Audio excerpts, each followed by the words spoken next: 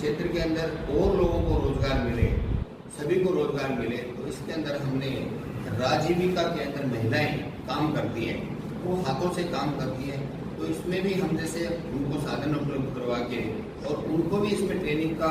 आगे प्रपोजल बनाया कि वो लोग भी जुड़े और उन महिलाओं के लिए भी एक घरेलू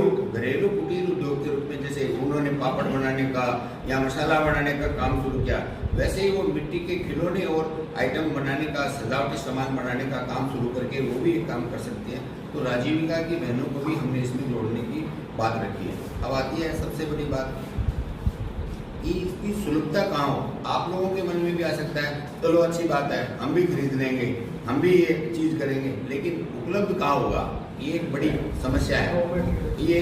ड्रॉबैक है इसका कि ये आसानी से उपलब्ध नहीं होते और जहाँ हमारे जो काम करने वाले हैं वहाँ तक आम आदमी पहुँच नहीं पाता है, उन तक जाना और आना ही बड़ा मुश्किल होता है। ऐसी स्थितियों के लिए हमने एक प्रपोजल दिया सरकार के सामने कि खादी की जितनी भी स्टॉल्स हैं पूरे राजस्थान में, उनके अंदर इस सामानों को रखने के लिए उनके लिए निर्देश दिए जाए। जब वहाँ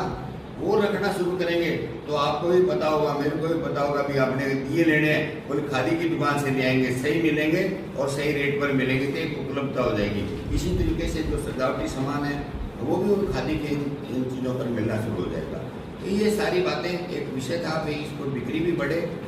वर्ष पर्यंत काम भी मिले और इनकम भी दुगनी हो। इस दिशा में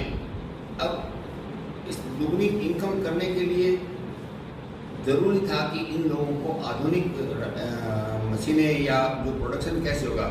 प्रोडक्शन बढ़ेगा तो ही दुगनी होगी। उसके लिए मैं माननीय मुख्यमंत्री जी का धन्यवाद करूंगा कि उन्होंने पिछले बजट के अंदर 2024-25 के बजट में 1000 मशीनों की घोषणा की थी और जो हमने बांट दी, और इस बारी 2000 मशीनें, मिट्टी गूंदने की मशीन भी है और साथ में विद्युत चालित चाक है, ये दोनों मशीनों का सेट एक व्यक्ति को दिया जाता है और उससे उसकी निश्चित तौर पर आय दुगनी हो जाती है, क्योंकि उसका प्रोडक्शन जो मान लो वो हाथ से अकेले जो पत्थर वाले हाथ से उससे काम कर रहा था तो 200-250 दिए बनते थे, अब 1000 दिए बना सकता है। और 1000 से भी ज़्यादा जिनकी स्पीड ज़्यादा है, जिन लोगों ने काम कर लिया, वो कूलर बनाते हैं तो 1000 से 1500 कूलर बना लेते हैं, तो 1 रुपये का एक कूलर वो ही होता है, मिट्टी उनको मिल जाती है। मिट्टी की सुलभता के लिए भी सरकार ने